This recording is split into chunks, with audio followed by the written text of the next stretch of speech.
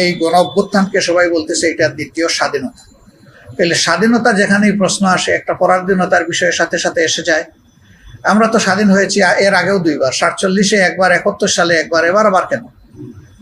47-এ হয়েছে ব্রিটিশ বেনিয়াদের হাত থেকে, 71-এ হয়েছে পাকিস্তানি হানাদারদের হাত থেকে, এবার কার হাত থেকে আমরা স্বাধীন হলাম?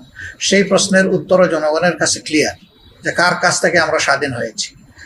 এই স্বাধীনতার জায়গাটা পরাধীন হবে এই আশঙ্কাই জামাত ইসলামী 71 সালে তার কৌশল নির্ধারণ করেছিল। তো একটা রাজনৈতিক দল সে তো দেশ এবং জনগণের স্বার্থকে সামনে রেখেই তো ভাববে। স্রোতের তালে গা ভাসানোর নাম তো রাজনীতি নয়। আমরা সেদিন হয়তো স্রোতের তালে গা ভাসাতে পারিনি।